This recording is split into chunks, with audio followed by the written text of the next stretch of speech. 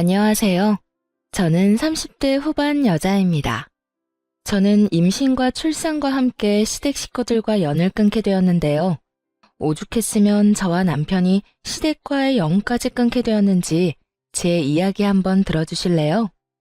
저는 누나만 2명인 종갓집 귀한 아들과 결혼한 며느리였고, 그와 반면에 저는 그저 평범한 집안의 외동딸이었어요. 종갓집 맏며느리. 생각보단 괜찮았어요.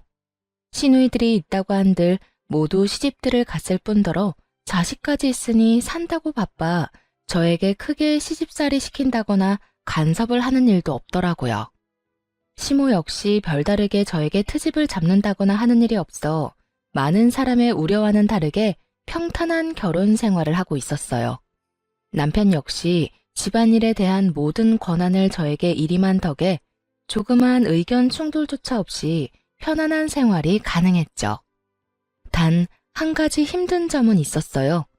그건 바로 몸이 조금 힘들다는 것이었어요. 종갓집 며느리답게 온갖 집안 행사를 맡아 해야 했고, 그 정도 힘든 것쯤이야 종갓집 맏며느리로 들어오면서 어느 정도 각오를 했던 터라 얼마든지 참아낼 수 있더라고요. 무엇보다 마음이 편하니 별것 아닌 것처럼 느껴지기도 했고요. 그래서였을까요? 저는 생각보다 빨리 임신하게 되었고, 저의 임신 소식에 평소 무뚝뚝하기 그지없던 시부에게까지 전화가 왔더라고요. 아가, 소식 들었다. 임신이라고? 네, 아버님. 병원 다녀왔는데 5주 됐다네요. 그래. 잘했다, 잘했어. 고맙다, 정말. 네가 복덩이구나. 아니에요. 운이 좋았죠. 그래, 항상 몸 조심해야 하는 거 알지? 언제 어디서든 조심 또 조심하거라. 다시 한번 고맙다, 고마워. 손이 귀한 집인 덕에 시부만 아니라 모든 식구가 다 제 일인 듯 과하게 기뻐해 주었고, 뱃속 아기의 성별이 남자라는 사실을 알렸을 땐 그야말로 동네 잔치라도 열 기세로 기뻐하시더군요. 하지만 그런 기쁨도 잠시, 뱃속에 귀한 아들을 품고 있다는 이유로 과한 걱정과 우려가 쏟아지기 시작했어요. 뱃속의 아기 중요한 거 저도 압니다. 하지만 그 걱정도 적당한 선이 있는 건데, 시모를 비롯한 시누이들은 그 선을 점점 넘기 시작했고, 좋은 마음에서 시작했던 조언은 어느새 간섭이 되어가고 있었어요. 어느 정도였냐면 시누이들은 하루씩 번갈아 가면서 연락이 와 저의 일거수일투족을 감시라도 하듯 캐묻기 시작하더니 어느 날은 먹는 걸로도 간섭하기 시작하더군요. 옳기에 몸은 좀 괜찮아? 입덧은 해? 아니요, 다행히 입덧은 안 할 것 같아요. 먹는 것도 잘 먹고 아직까진 자는 것도 잘 자고 있어요. 그래? 그러면 다행이다. 어제는 병원 다녀왔다고 했고, 오늘은 어디 나가? 아, 요즘 뭐 특별히 먹고 싶은 거 없어? 내가 택배로 보내줄게. 아, 오늘은 집에서 좀 쉬려고요. 요즘은 빵, 떡볶이, 국수, 이런 게 자꾸 먹고 싶은 거 있죠? 응? 그런 거 말고 몸에 좀 좋은 거 먹지. 이상하게 밀가루 들어간 게 자꾸 당기네요. 혹시나 병원에 물어보니까 스트레스 받지 말고 먹고 싶은 거 먹으라고 해서 조금씩 조절해 가면서 먹고 있어요. 아유, 그래도 안 돼. 밀가루 몸에 좋지도 않은데. 그러지 말고 내가 찾아보니까 임산부 식단도 있더라. 그거 보내줄 테니까 그렇게 챙겨 먹어. 전화 끊고 바로 보내줄게. 아, 네? 네, 알겠어요.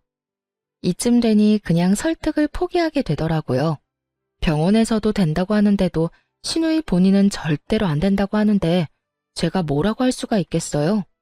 통화할 때마다 안부를 묻는다는 명목하에 하나부터 10까지 다 묻고, 이건 이래서 안 된다, 저건 저래서 안 된다고 설교와 간섭을 늘어놓는 게 시누이들의 일상이 되어가고 있었어요. 전 그런 시누이들의 행동이 기가 막히고 코가 막혔지만 뱃속에 애도 있는데 화를 내서 뭐하나 싶어서 그냥 대답만 하고 넘겨버리는 생활이 반복되고 있었죠. 그러던 어느 날 남편과 저녁을 먹고 있는데 한동안 잠잠했던 시모에게서도 전화가 오더라고요. 아가, 몸은 좀 어떠니? 저녁은 먹었니? 네, 지금 먹고 있어요. 몸은 괜찮고요. 식사는 하셨어요? 그럼 우리는 일찍 먹었지. 그나저나 너 예정일이 언제였지? 혹시나 해서 묻는 건데 당연히 자연분만 할 거지? 이건 또 무슨 말인가 싶더군요. 아직 배가 나오지도 않았는데 자연분만이라니. 물론 저도 자연분만이 싫은 건 아니었어요. 하지만 아직 초기인데 지금부터 자연분만 타령이 시작되면 출산할 때까지 이 타령을 들어야 한다는 상황 자체가 싫더군요. 그래서 이번만큼은 제 생각을 똑바로 말하기로 했어요. 자연분만이요? 아니 어머님, 저 아직 밖에 나가면 임산부인 줄 아무도 몰라요. 아직 그런 걸 결정하기엔 너무 이른 거 아닐까요? 아, 물론 저도 상황만 된다면 자연분만 생각하고 있긴 한데 하여튼 그런 말 하기엔 너무 이른 것 같아요. 하지만 시모는 역시나 대화가 될 리가 없었고 더 심하게 자연분만을 강요하기 시작하더군요. 아니 얘, 상황이 된다면이 아니라 무조건 자연분만 해야지. 자연분만을 해야 아기한테도 좋고 머리도 똑똑하다고 하더라. 여러모로 자연분만이 좋아. 그러니까 넌 다른 생각은 하지도 말고 자연분만만 생각해. 여러분, 이런 상황에 뭐라고 답하는 게 맞는 걸까요? 자연분만 할 수 있다고 말해도 출산날 뚝딱하고 아기가 나오는 것도 아니잖아요. 상황이 이렇게 되자 어떻게 말해야 될지 정말 곤란하더군요. 시모는 제 입에서 원하는 대답이 나올 때까지 10분이 넘도록 자연분만에 대해 좋은 점만 나열하고 또 강요했어요. 제가 가뜩이나 어두운 표정으로 전화를 받고 있자 남편이 걱정되는 얼굴로 가까이 오더라고요. 그래서 일부러 전화를 스피커로 돌렸죠. 시모 입에서 자연분만이라는 단어가 3번째 나오는 순간 남편이 시모에게 노발대발 화를 내기 시작하더군요. 아, 엄마, 제발 좀 그만해. 엄마 극성에 뱃속의 아기도 스트레스 받겠다. 아직 출산하려면 멀었는데 벌써 무슨 자연분만이야? 아니, 아들, 옆에 있었어? 아니, 엄마는 다 우리 손주 생각해서 그러지. 엄마 손주이기 전에 우리 아기야. 그러니까 이제 좀 그만해. 아기 나올 때 되면 우리가 자연분만할지 수술할지 알아서 잘 결정해서 낳을 테니까. 아들, 수술이라니. 엄마는 너희 셋 다 자연분만으로 낳았어. 그러니까 봐라. 너희들 얼마나 건강해. 건강은 무슨? 나 잔병치레 엄청나게 하면서 큰 거 기억 안 나? 엄마가 내 병원비로 병원 기둥 하나는 세웠다고 했던 거 기억 안 나냐고. 아무튼 한 번만 더 이 사람한테 전화해서 이상한 소리 해봐. 전화 차단해버릴 거야. 그리고 누나들도 똑같아. 이 사람한테 다들 쓸데없는 연락도 하면 다 차단해버리고 나중에 아기 얼굴도 안 보여줄 거야. 그래도 되지? 그게 무슨 소리니? 출산하면 얼굴은 보여줘야지. 그리고 쓸데없다니. 우린 다 걱정하고 생각해서 그러는 건데. 그 걱정이 다 쓸데없는 짓이라고. 이 사람이 굳이 아무 말 안 하니까 나도 이때까진 가만히 있었는데 오늘 엄마 말하는 거 들어보니 도저히 안 되겠네. 이러다 진짜 사람 피 말려 죽이겠어. 그러니까 엄마 손주 무사히 세상 빛 보게 해주고 싶으면 이 사람한테 전화해서 왈가왈부 간섭 좀 하지 마. 그럼 끊어. 남편은 시모에게 한마디도 지지 않고 자기 의사를 분명하게 전한 뒤 전화를 끊어버렸고 당황하기도 놀라기도 해 가만히 남편을 보고 있는 저를 보며 이렇게 말하더군요. 미안해. 우리 집 식구들 왜 이러는지 모르겠어. 아무튼 이때까진 당신이 나서지 말라는 말도 있기도 했고 큰 소리 나는 게 싫기도 해서 참고 있었는데 앞으로는 내가 알아서 할 테니까 이제부턴 당신은 한 발 물러서 있어. 이렇게까지 강하게 말할 줄은 몰랐는데 속으로 많이 놀랐어요. 그리고 앞으로도 가족들 앞에서 완벽한 제 편이 되어줄 것 같아 안심도 되었고요. 주변에 물어보니까 이런 건 남자가 중간에서 잘해야 한다더라. 그러니까 혹시나 나 없을 때 엄마나 누나가 또 그러면 당장 나한테 말해. 부담 갖지 말고. 참 고맙더라고요.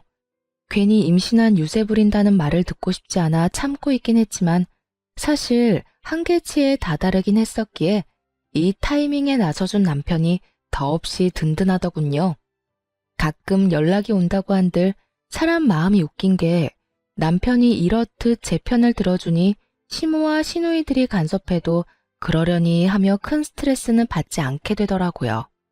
하여튼 그날 이후 남편의 으름장이 제대로 먹히긴 했는지 시댁 식구들의 연락은 눈에 띄게 줄어들었어요. 아주 가끔 시아버지가 연락이 와서 먹고 싶은 건 없는지 물으며 며느리 먹고 싶은 건 다 사줘야 한다며 용돈 보내주시는 것 말고는 없었죠. 그렇게 시간은 흘러 출산이 얼마 남지 않은 어느 날 우려했던 상황이 나오고 말았어요. 뱃속에서 잘 놀던 아기가 너무 잘 놀아버렸는지 갑자기 여가가 되어버렸다고 하더군요. 바로 직전 검진까진 똑바른 자세로 잘 있던 아이가 여가가 되어버린 것도 당황스러운데 자연분만이 되지 않는다는 소식을 들은 시모의 반응을 생각하니 한숨이 끊임없이 나왔어요. 저의 예상대로 소식을 전해들은 시모는 득달같이 집으로 찾아왔고 그간 모아두기라도 한 것인지 속사포처럼 잔소리를 쏟아내더라고요. 넌 도대체 몸 관리를 어떻게 했니? 이제 아기 나올 때 다 됐는데 너가 몸 관리를 좀 더 잘했어야지. 그래서 정말 수술밖에 방법이 없대? 다른 방법은 없는 거야? 내 원참, 나는 한 번도 그런 적이 없는데 넌 도대체 왜 그런 거야? 정말 미쳐버릴 것 같더라고요. 아니, 아기가 갑자기 마음이 바뀌어 방향을 바꿔버린 것을 제가 무슨 수로 막나요? 다 큰 자식도 말을 들어먹지 않는데 뱃속에 있는 아기를 제가 무슨 수로 다시 되돌려 놓겠어요? 시모는 제가 무슨 대역죄인이라도 되는 양 저를 인정사정 없이 몰아붙이기 시작했어요. 그래도 전 최대한 차분하게 설명하려고 애썼죠. 아니 어머님, 제가 이렇게 되고 싶어서 이렇게 만든 것도 아니고 잘 아시잖아요. 이건 어쩔 수 없는 일이라는 걸요. 병원에서도 이런 경우가 종종 있다면서 어쩔 수 없는 일이라고 하셨어요. 어쩔 수 없는 일? 네 뱃속에서 일어나는 일인데 뭐가 어쩔 수가 없어? 다 네가 우리 말 안 듣고 네 멋대로 굴어서 이런 거 아니야. 하여튼 이래서 내가 너한테 그렇게 연락을 했던 건데 이제 어쩔 거야?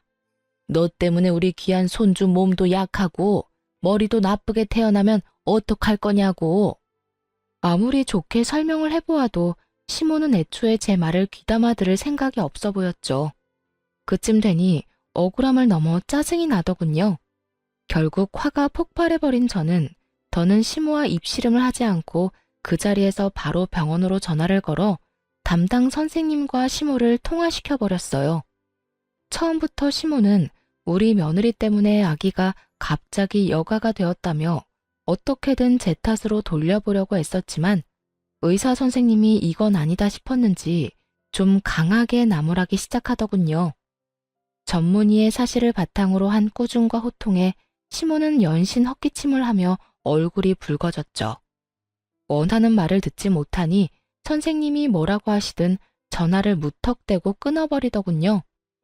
전화를 끊은 시모의 표정은 분노로 가득했고 전 그런 시모를 보며 이렇게 말했습니다. 충분히 들으셨죠? 어머님, 제발 다른 데서 카더라식 거짓 정보만 듣고 저한테 나무라지 말아주세요. 선생님 말씀대로 이건 제 잘못도 아기 잘못도 아니고 어쩌다 일어날 수 있는 일이라고요. 그러니 이제 그만하고 돌아가 주세요. 저도 피곤해요.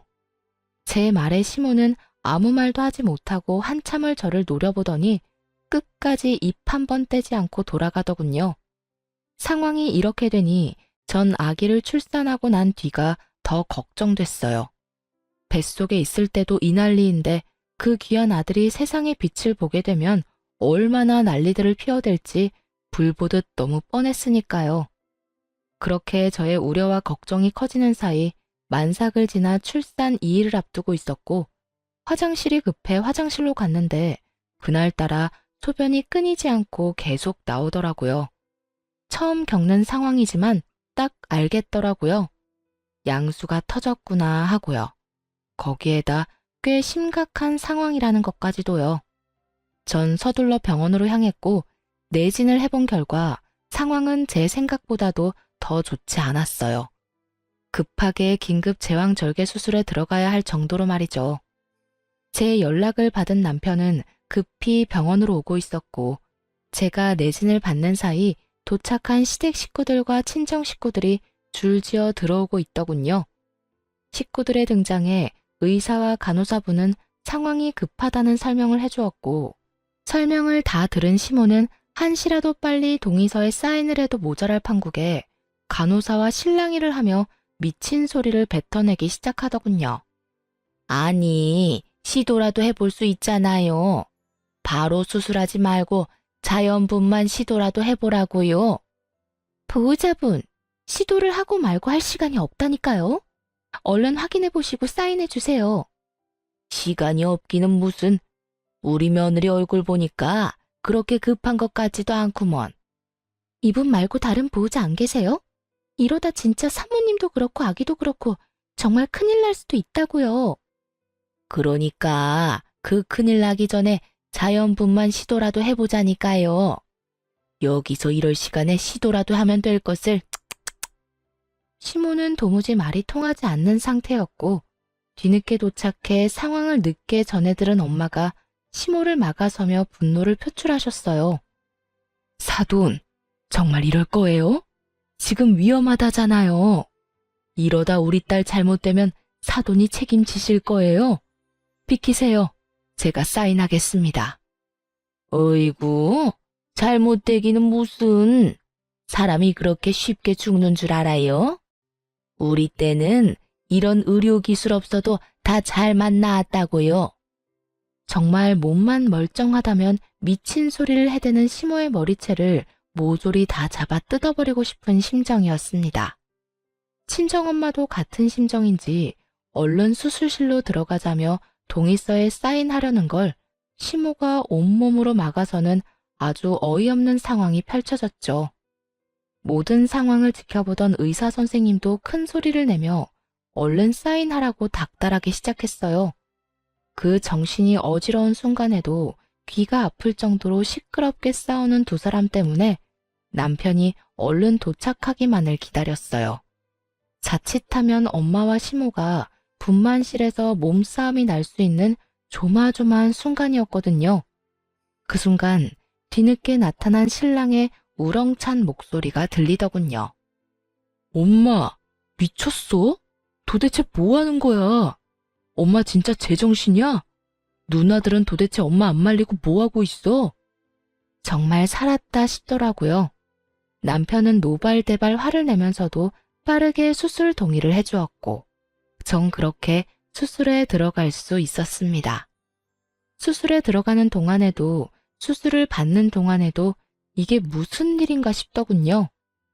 수술실의 차가운 기운에 몸이 떨리는 건지 시모와 시누이들의 행동에 몸이 떨리는 건지 알지 못할 떨림을 느끼며 저는 다짐했어요. 불효자 소리를 듣더라도 시모와 시누이들은 더는 제 가족에 그리고 저에게 간섭하지 못하게끔 독하게 변하겠다고요. 그렇게 저의 다짐과 함께 소중한 아들이 세상에 나오고 풋처치를 하고 병실로 가니 남편이 두 손을 꼭 모으고 저를 기다리고 있더군요.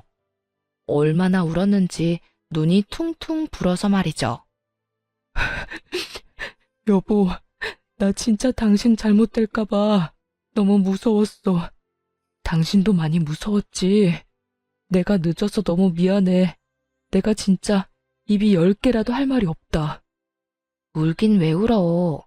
누가 보면 당신이 출산한 줄 알겠다. 아, 정말 내가 대신 낳아주고 싶은 심정이더라니까. 하여튼 앞으로 나만 믿어. 내가 더 큰 방패막이 되어줄게. 다신 이런 상황에 혼자 두지 않도록 노력할게. 무사히 돌아와줘서 고마워, 여보. 남편은 독하게 마음을 먹었는지 시모와 시누이들은 병실에는 오지도 못하게 막아버렸고 그렇게 퇴원날이 다가왔어요.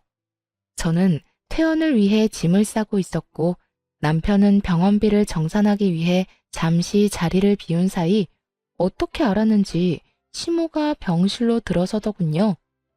몸은 좀 어떠니? 아직 아프긴 한데 그래도 어제보단 덜 아파요. 그러게 자연분만 했으면 이렇게 아플 일도 없었을 텐데. 어머님, 이제 그만 좀 하세요.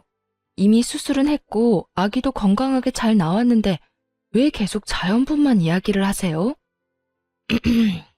그래, 그건 그렇고 조리원으로 간다고? 네, 예약해둔 조리원에서 2주 쉬고 나와요. 제 말을 듣던 시모는 제 눈치를 살피더니 헛웃음이 터져나오는 말을 하기 시작하더군요.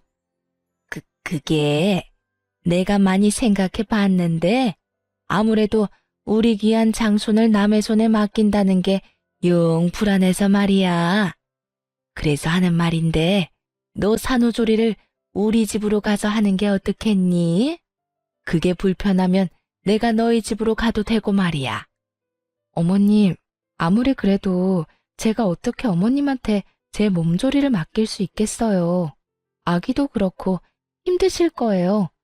그리고 어떤 걱정하시는지 잘 알고 있는데 그런 일이 일어나는 건 아주 극소수이고요. 제가 예약한 조리원 유명하기도 하고 평도 꽤 좋은 곳이라서 그런 걱정은 안 하셔도 돼요. 아무래도 전문가한테 맡기는 게 저도 편하기도 해서 그냥 조리원으로 갈게요. 어머 얘, 그런 걸로 치면 나도 전문가야.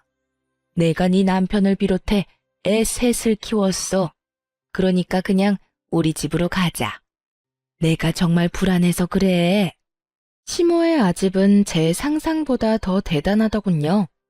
조리원에서 일어난 말도 안 되는 사건 사고를 누구한테 들었는지 도저히 불안해서 못 맡기겠다며 혹시라도 모를 사고가 일어나기 전에 미연에 방지하는 게 훨씬 낫다는 말까지 하더군요. 제가 아무리 좋은 말로 설득도 해보고 때론 싫은 티를 내며 거부도 해봤지만 시모는 의지를 굳힐 생각이 전혀 없어 보였고요.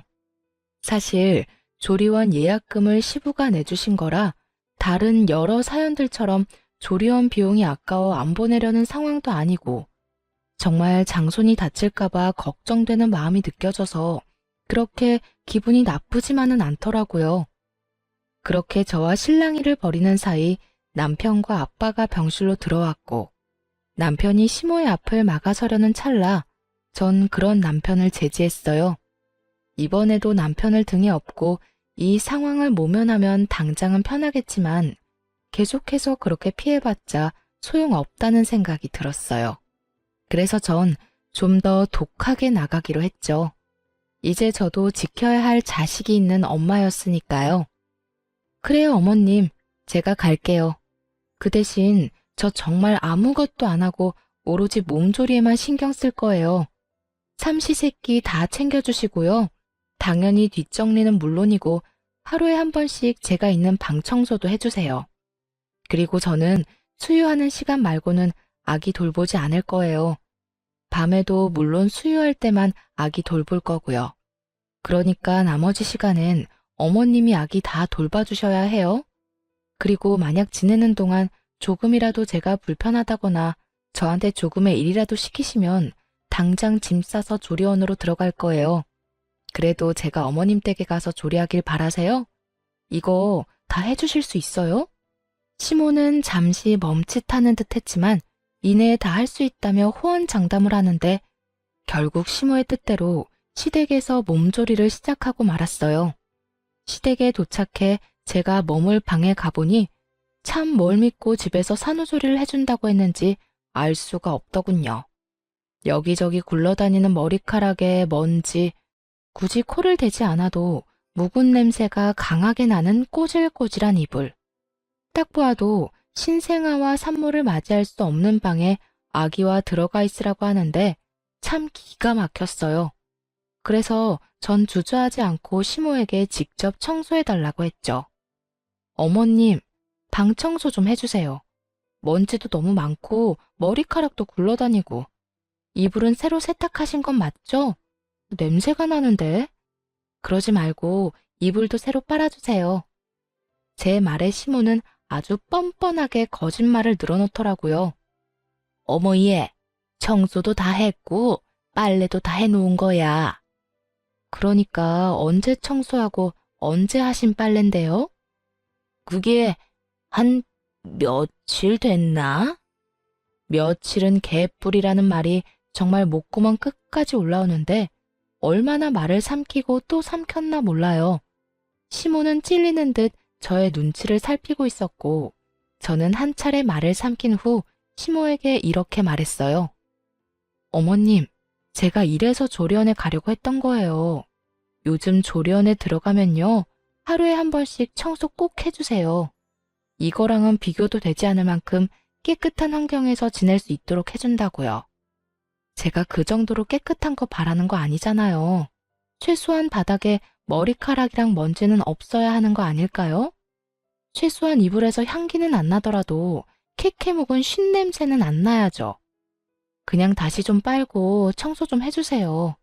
정 힘드시면 지금이라도 조리원으로 가고요. 아니다.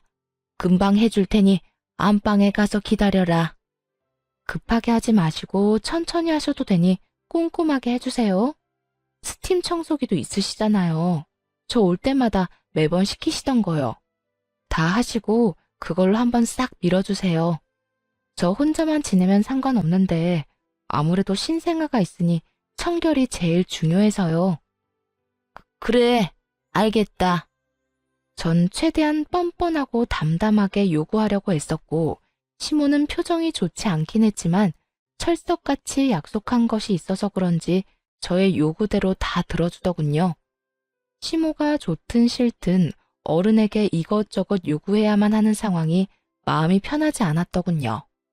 때로는 내가 너무 심한가 하는 생각이 들기도 했고 그때마다 고개를 세차게 흔들며 마음을 다잡곤 했어요. 여기서 제가 물러서게 된다면 아마 모르긴 몰라도 육아를 하며 또 휘둘리게 될 것이고 전 죽었으면 죽었지 그따위 말도 안 되는 간섭을 육아하면서 받을 생각은 전혀 없었으니까요. 그렇게 시모는 점점 힘든 티를 내기 시작했지만 어떻게 하겠어요? 다 시모 본인이 자초한 일이었고 전 다른 건 몰라도 저 역시 몸조리만큼은 중요했으니까요. 시댁에 들어간 이후 시모는 전적으로 저의 뒷바라지를 시작했고 정말로 저에게 밥상까지 차려다 바치게 될 거라 생각하지 못했었는지 하루하루 지날 때마다 쑤신다는 곳이 늘어가더군요. 그러나 말거나 전 수유지옥과 트림지옥에 정신을 차릴 새가 없었어요.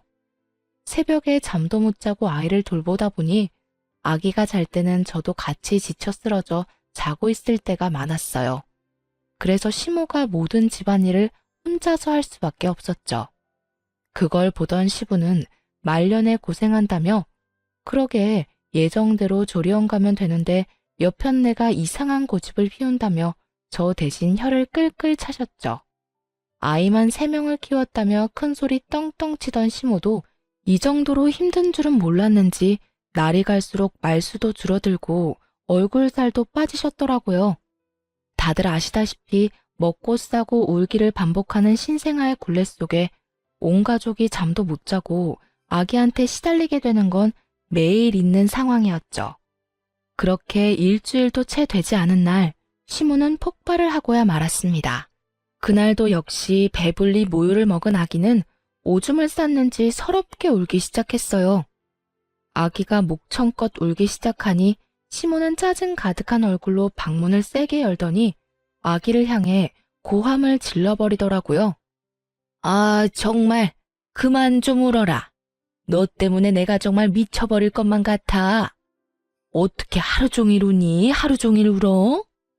그렇게 귀하고 귀에 조리원에조차 맡기지 못하겠다고 똥꼬지 부려 데리고 올 땐 언제고 목도 제대로 가누지 못하는 생후 일주일도 안 된 아기한테 화를 내는 모습을 보고 있자니 정말 기가 다 막히더군요. 시모는 그야말로 정신을 놓은 듯 보였고 그런 시모에게 쏘아붙이듯 말했어요. 어머님, 먹고 자고 우는 게 일인 아기한테 울지 말라고 화를 내면 어떻게 해요? 얘는 제 할 일을 하는 것뿐이라고요. 예, 아무리 그래도 해도 너무하지 않니? 밤에는 직접 애 보느라 잠도 못 자. 낮에는 빽빽 울어대는 소리에 잠도 못 자. 도대체 난 언제 자란 말이니? 귀한 손주도 하루 이틀이지. 나도 사람인데. 이렇게까지 울어대니 나도 당연히 짜증이 나지. 그러게 제가 이럴 줄 알고 조리원으로 간다고 했었잖아요. 그렇게 고집 부려서 데리고 오더니 고작 일주일도 못 버티고 이렇게 화내려고 큰 소리 치셨어요. 그리고 소리 좀 그만 지르세요. 애 놀라면 밤에 더 심하게 우는 거 모르세요? 제 말을 다 알아듣는 듯 아기는 타이밍 맞춰 더 큰 소리로 울기 시작했고 시모의 표정이 실시간으로 썩어가고 있더군요. 저는 불만스러운 눈빛으로 우는 아기를 달래기 시작했죠. 그랬더니 시모가 기어들어가는 목소리로 이렇게 말하더군요. 아가, 너 지금이라도 조리원에 들어가면 안 되니? 네? 그게 무슨 말이세요? 이제 와서 조리원을 어떻게 가요? 전 일부러 더 난색을 보이며 시모의 말을 받아쳤고 시모는 도저히 안 되겠다 싶었는지 아예 애원을 하기 시작하더군요. 나 정말 이러다 죽을 것 같아서 그래. 내가 나이가 몇 살인데 끼니 때마다 며느리 밥 시중 드는 것도 모자라 낮이고 밤이고 손주 시중 드느라 잠도 못 자. 그것뿐이니? 네 시아버지 눈치 보여서 그것도 그거대로 아주 힘들어 못 살겠어. 그러니까 제발 이제라도 조리원으로 가라. 응? 참 뻔뻔하다 싶더군요. 그러게 진작 제 말대로 했으면 서로 이렇게까지 얼굴 붉힐 일은 없었을 텐데 왜 고집을 부려서 이런 상황까지 만드는 것인지 이해도 되지 않았고요. 제가 여러 가지 생각들로 할 말을 잃고 시모의 얼굴만 뚫어지게 보고 있으니 주저리 아무 말 대잔치를 하기 시작하더군요. 네 말대로 전문가들도 있고 네가 먹는 밥도 거기에서 더 잘 챙겨줄 거다. 너도 시어머니한테 이거 해달라 저거 해달라 말하기 눈치 보일 거 아니냐. 아니요, 전 괜찮아요. 어머님이 아기를 이렇게 잘 맡아주시니 혹시 모를 사고가 안 일어나서 더 안심되던걸요. 애초에 어머님이 다 해준다고 해서 여기로 온 거라 눈치는 안 보여요. 아무튼 전 여기 좋아요, 어머님. 사실 불편한 것이 맞았지만 다신 시모가 말도 안 되는 아집을 부리지 못하게 더 시모를 몰아세웠어요. 제가 그렇게 해맑은 얼굴로 말하자 시모의 얼굴은 그야말로 흑빛이 되어가고 있었죠. 거의 울기 직전의 표정으로 마지막 술을 꺼내 보이더군요. 저기, 지금이라도 조리원에 가면 비용은 내가 주마. 얼마가 들든 군소리 하지 않고 다 주마. 아니 이참에 그냥 편하게 한 달 정도 가 있는 게 어떻겠니? 그러니 제발 시험이 살린다 생각하고 조리원으로 좀 가주려무나 이렇게 부탁하마. 이렇게까지 하는데 더는 시댁에 머물 이유가 없더라고요. 그래서 전 짐을 싸 집으로 돌아왔고 집에서 미리 알아봐 두었던 도우미분을 불러 시모가 준 돈으로 본격적인 조리를 시작했습니다. 한 달 동안은 그야말로 천국 같은 시간이었어요. 한 달 뒤 본격적인 독박 육아가 시작되자 그야말로 지옥이 펼쳐지더군요. 물론 남편도 많이 도와주긴 했지만 남편이 출근하고 나면 오롯이 혼자 육아를 감당해야 하니 집도 더러워지고 성격도 많이 예민해져 갔어요. 친정 부모님은 몸이 좋지 않으셨고 시댁에선 이젠 아기는 사진으로만 보는 것이 행복하다고 할 만큼 질려버린 상황이니 도움을 줄 사람이 없는 그런 상황이었죠.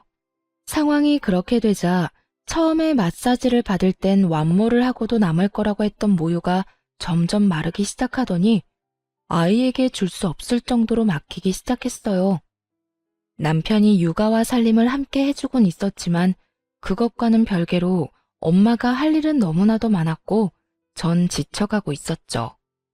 결국 모유 대신 분유를 먹이기로 결정했어요. 분유를 먹이기 시작하니 젖병을 씻긴 해야 하지만 남편도 아기 밥을 먹일 수 있으니 그만큼 저에게도 여유라는 게 생기더라고요. 거기에다 굳이 수유하느라 선잠을 자야 할 일도 사라졌고요. 하지만 좀 살만해졌다고 생각했는데 조용하던 신우가 갑자기 날뛰더라고요. 그때는 남편이 아이 분유를 먹이던 중이어서 제가 전화를 대신 받게 되었어요. 여보세요? 형님, 저예요. 잘 지내시죠? 그럼 올케는 잘 지내? 조리는 잘하고 있어? 아기 때문에 힘들지? 뭐 그렇죠. 이제는 좀 괜찮아지고 있어요. 그래? 그러면 다행이고. 그나저나 병훈이는 뭐해? 아기 보고 있어? 네, 아기가 배고프다고 울어서 남편이 분유 먹이고 있어요. 뭐? 올케, 설마 모유 수유 안 해? 언제부터? 원래는 모유 먹였었잖아. 말이 끝나기가 무섭게 신우이는 짜증이 섞인 목소리로 저를 혼내기 시작했어요. 다른 사람도 아닌 아기 엄마인 저에게 따지듯이 물어오더라고요. 역시나 제가 딱 생각했던 반응이었어요. 듣기론 시누이들도 완모까진 하지 못하고 분유를 먹였다고 들었고 심지어 둘째 시누이는 제왕절개를 했다고 하더군요. 근데도 저한테 그 난리를 부리는 것을 보며 또 이 난리를 부리겠구나 했죠. 숨기려면 얼마든지 숨길 수 있었겠지만 언제까지고 숨길 수도 없는 노릇이었고 어차피 한 번은 부딪혀야 할 일이라 생각해서 말했더니 역시나 예상했던 반응이 나오더라고요. 속으로 사람 참 쉽게 안 바뀐다 생각했네요. 그게 제가 몸이 너무 안 좋아져서요. 그동안 도와줄 사람도 없고 남편도 바빠서 이리저리 무리를 좀 했더니 모유가 안 나오더라고요. 양은 적고 아기는 더 달라고 울고 해서 하는 수 없이 분유 먹이기로 했어요. 완모 가능하다고 해서 저도 완모까지 할 생각이었는데 나오질 않으니 어쩌겠어요? 아쉬워도 하는 수 없죠. 전 있는 그대로 제가 처한 상황을 보태지도 빼지도 않고 설명해 주었고 신우이는 저에게 괜찮냐는 말 한마디 없이 큰 소리를 내기 시작했어요. 그러게 아기 엄마가 몸 관리를 잘했어야지. 또 밀가루나 먹어댔겠지. 아유, 올케는 도대체 제대로 하는 게 뭐야? 정말 뭐 하나 마음에 드는 게 없어. 정말 어이가 없어 기가 다 막히더군요. 저요, 임신했을 때나 밀가루 즐겨 먹었지 평소에는 잘 먹지도 않아요. 거기에다 어린 아기 독박 육아해보신 분들은 아시겠지만 혼자 아기 보면서 끼니 챙기는 게 어디 쉬운 일인가요? 대충 퍼먹고 쪽잠이라도 자면 다행 아닌가요? 시누이가 애도 없는 것도 아니고 뻔히 사정을 다 알면서 그렇게까지 몰아붙이니 더는 참을 수가 없더군요.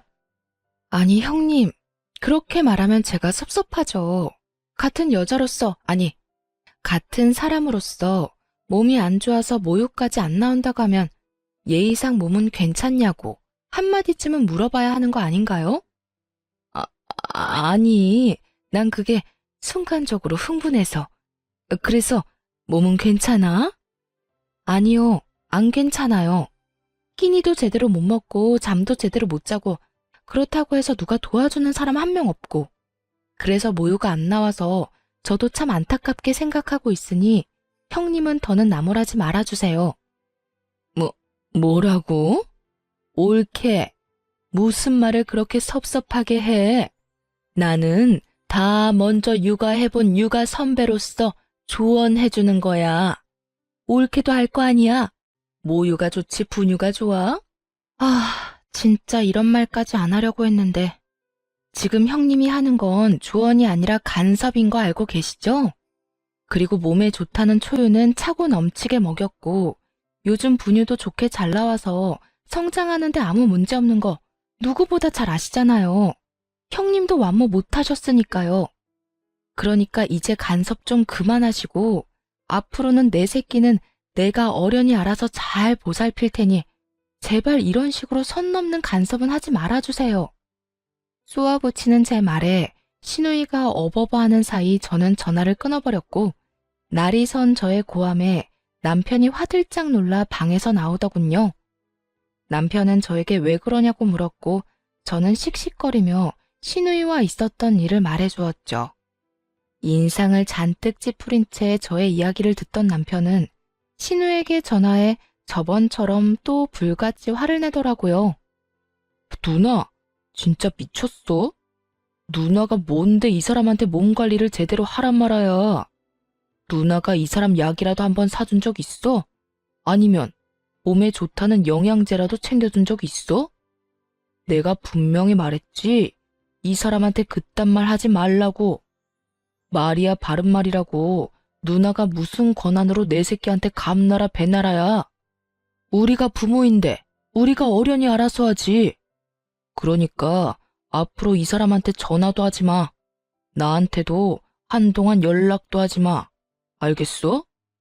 이 정도 했으면 이젠 그만하겠지 생각했거든요. 그런데 신우는 참 포기를 모르는 여자더라고요. 며칠 동안 무서울 정도로 조용하던 신우이는 시부와 함께 시모, 둘째 신우이까지 대동한 채 집으로 왔더라고요. 이런 말하면 어떻게들 생각하실지 모르겠지만 전 오늘이 결전의 날이구나 싶었어요. 그 지긋지긋한 간섭의 고리를 완전히 끊어버릴 날이요. 이러한 제 생각을 알 리 없는 시모와 시누이들은 아기를 보며 행복한 시간을 보내는 시부와는 달리 아기는 뒷전이고 눈을 반짝이며 온 집으로 누비고 다니더군요. 뭐 하나 트집을 잡아볼까 하는 의도가 다분해 보였거든요. 세 사람은 집안을 둘러보며 되지도 않는 핀잔을 잡아대려고 애썼지만 제가 듣는 둥 마는 둥 대꾸도 제대로 하지 않으니 결국 모유 이야기로 바로 본심을 드러내기 시작했어요. 단유했다던데 그게 사실이냐? 다시 마음을 돌릴 생각은 없느냐? 분유보단 모유다. 여러 가지 말로 저를 설득하던 시모는 제가 마음을 돌려먹을 생각이 보이지 않자 남편을 몰아세우기 시작하더군요. 넌 이런 중요한 이야기를 왜 이 엄마한테 말도 안 한 거야? 하긴 제가 마음대로 다 휘두르는 대로 넌 입도 못 대고 있었겠지.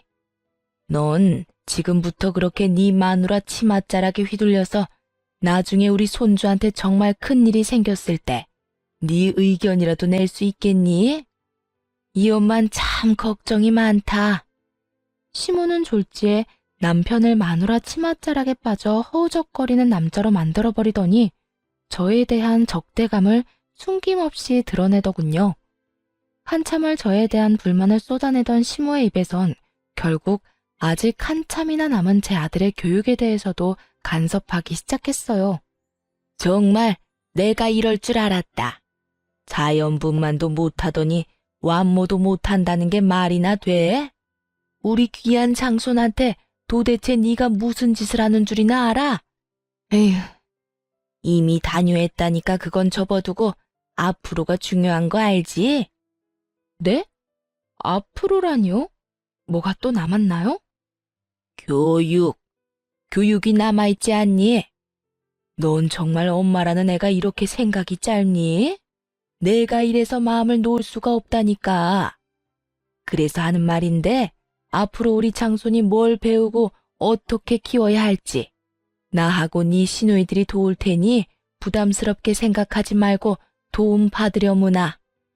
시모의 헛소리에 시누이들은 너나 할 것 없이 맞장구를 치며 그 말도 안 되는 말을 찬양에 가까운 동의를 하고 있었고 전 그런 세 사람을 번갈아 보며 따져 물었어요. 도움이요?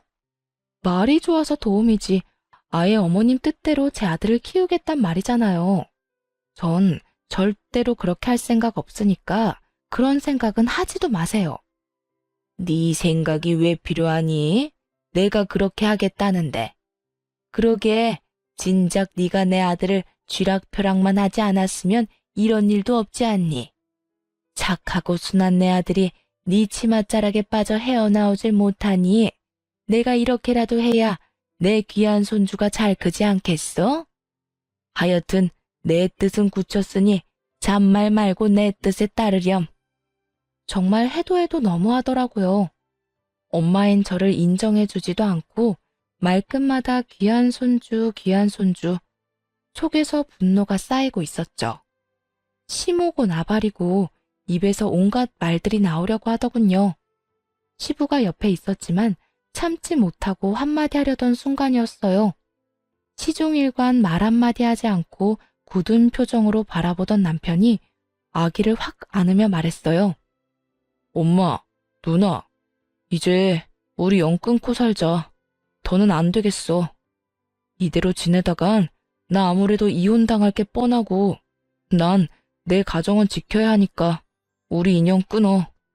너, 그게 도대체 무슨 말이야? 연을 끊자니. 그게 이 엄마한테 할 말이야? 엄마 말대로 이때껏 내가 너무 착하고 순했던 것 같아. 진작 이 인연을 끊었어야 했는데. 그래도 가족이라고 참고 또 참았는데 이젠 안 될 것 같아. 남편의 단호한 태도에 시모는 개거품을 물며 거의 넘어가기 직전이었고 두 시누이가 남편에게 후레자식이라는 말과 함께 온갖 욕을 쏟아내기 시작했어요. 이 나쁜 놈아, 네가 그러고도 인간이야? 어떻게 엄마한테 그런 말을 할 수가 있어? 그러게. 엄마가 널 어떻게 키웠는데? 언니랑 나는 몰라도 엄마가 너한테 어떻게 했는데? 마누라 때문에 뭐? 연을 끊어? 네가 제정신이야? 누나들이 입장 바꿔서 생각해봐. 만약 누나들이 이런 상황인데 내 형들이 누나 편 안 들어주고 시댁 말이 다 맞다. 너는 고개 숙이고 시댁 말에 다 따르라고 하면 누나들은 그런 남편이랑 계속 같이 살 수 있을 것 같아? 난 후레자식이 되는 한이 있어도 내 가정은 지킬 거니까 인연 끊어. 아버지, 죄송합니다. 남편의 말에 그나마 양심은 있는 것인지 시누이들은 동시에 입을 닫았고 시부는 아무런 말도 하지 않고 남편을 한참 바라보다 시모에게 묻더군요. 당신은 선호가 한 말 어떻게 생각해? 인연을 끊자는데? 어떻게 생각하냐뇨? 당연히 말도 안 되는 소리죠. 이게 다 전연 때문이라고요. 장손 낳아줬다고 오냐오냐 했더니 아들 하나 낳은 것 말고는 맘에 드는 게 하나도 없다고요. 이래서 집안에 여자가 잘 들어와야 한다고 하는 거라고요. 이거 보세요. 그 착하던 우리 아들 입에서 인연 끊자는 말이 나오다니. 이게 말이 된다고 생각해요? 시모는 눈까지 까뒤집으며 저를 향해 비판을 쏟아내고 있었고 그런 시모를 향해 시부는 고함을 지르기 시작했어요. 전연이라니? 아무리 화가 난다고 해도 그렇지. 며느리한테 욕설이라니 당신은 부끄럽지도 않아? 내가 진짜 이때까지 세 사람이 하는 꼴이 너무 창피해서 입이 떨어지지 않아서 가만히 있었더니 뭐? 전연? 당신은 기본적인 예의라는 것도 모르는 거야? 너희도 그래.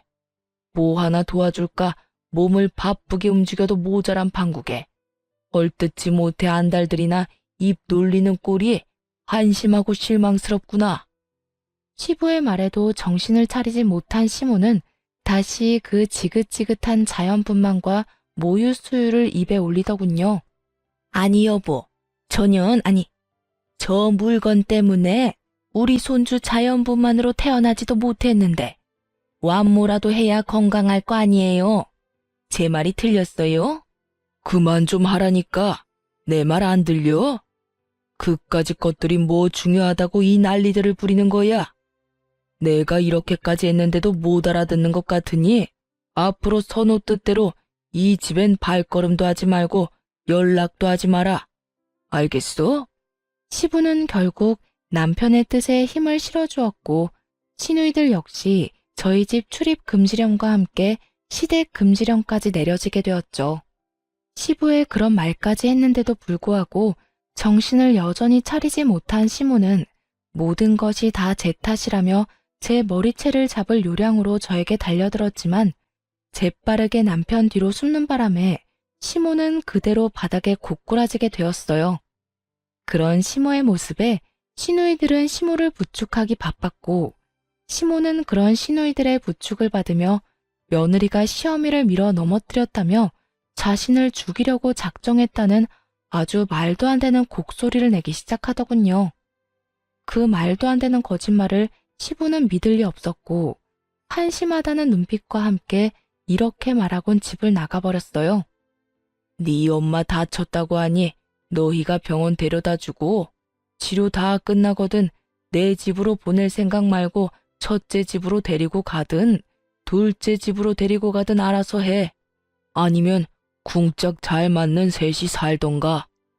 결국 끝까지 정신 못 차리고 날뛰던 시모는 말년에 시부한테 쫓겨나게 생겼고 두 시누이는 시모가 짐같이 여겨졌는지 서로 미루려고 눈치만 살피더군요. 그런 세 사람을 바라보던 남편은 다신 찾아오지 말란 말과 함께 연을 끊자고 다시 한번 강조하며 세 사람을 차례대로 쫓아내버렸어요. 전 그런 남편의 뒤로 시모와 시누이들의 신발을 현관문 밖으로 던져주었고 그렇게 시모와 시누이들과의 연을 끊어버렸습니다. 그 후로 시모는 시댁으로 찾아가 시부에게 무릎을 꿇고 빌었지만 시부는 받아주지 않았다고 해요. 3개월이 넘는 시간 동안 시모가 날마다 찾아가 빌자 그제야 시모를 받아주었다고 하더군요. 물론 3개월이란 시간 동안 시모는 시누이들의 집을 전전하며 살았는데 둘 딸들이 얼른 나가라고 엄청 눈치를 줬나 보더라고요. 기가 팍 죽어서 시부 옆에서 잠자코 지내고 있다던데 지금까지 남편도 그렇고 저도 직접 연락한 적은 없네요. 아들 돌잔치 때는 시부만 참석했고 가끔 시부와 왕래하며 지내고 있죠. 남편과 시부는 저에게 세 사람과 영영 연을 끊고 살고 싶다면 그렇게 해도 상관없다고 해주었고 전 사랑하는 제 아들을 위해서라도 아직까진 세 사람과 왕래하며 지내고 싶진 않습니다. 남편은 여전히 저와 아들을 위해 기꺼이 가정에 힘써주고 있어요. 그 덕에 제 건강도 많이 회복된 상태이고요. 처음 세 사람과 연을 끊고 난 후 폐륜이라도 저지르는 것 같아 망설여졌지만 요즘은 그런 힘든 결정을 기꺼이 해준 남편에게 한없이 감사하며 행복한 일상을 살아가고 있어요. 이래서 가정에는 남편의 역할이 중요한 것 같아요. 다른 집 남편들은 시댁에는 자주 방문하자고 하고 처가에는 발길을 탁 끊는다고 하던데 저희 남편은 막내인데도 불구하고 부모님에게 쓴소리도 할 줄 알잖아요. 비록 부모님에게 영 끊겠다는 심한 말까지 해버렸지만 그럼에도 남편은 가정을 지키기 위해 큰 결심을 내려준 거잖아요. 저는 항상 자기 전에 남편에게 말해요. 저랑 결혼해줘서 고맙다고 말이죠. 그럼 남편은 저에게 가족들 때문에 고생시켜 미안하다며 꼭 안아주거든요. 지금 생각해도 저는 결혼 참 잘한 것 같아요. 지금까지 제 사연은 끝입니다. 너무 남편 자랑이 길었나요? 혹시 이 사연을 듣고 계신 남성분들이 있으시다면 제 사연 지나치지 마시고 꼭 잘 들어주셨으면 좋겠어요. 결혼은 두 사람이 사랑해서 하는 거잖아요. 사랑하는 사람이 슬퍼하지 않도록 결단이 필요할 때는 가정을 지키기 위해 이런 선택까지 할 수 있어야 한다고 생각해요. 물론 모두 부모 자식 간의 영 끊으라는 얘기는 아니지만 서로를 위해 또 내 가정을 위해서라면 멀리 지낼 필요는 있다고 생각해요. 내 옆에 있는 사람이 알게 모르게 내 가족 때문에 상처를 받고 있지는 않는지 오늘부터라도 옆 사람의 말을 귀 기울여 주시면 좋을 것 같아요. 그리고 매일 따뜻한 말 한마디씩 건네주시면 더 좋고요. 부끄러워하면서도 분명 행복해하는 모습 보시게 될 거예요. 그런 말 한마디가 결혼 생활을 유지하는 큰 힘이 될 테니까요. 말이 너무 길었네요. 이만 마치겠습니다. 지금까지 들어주셔서 감사해요.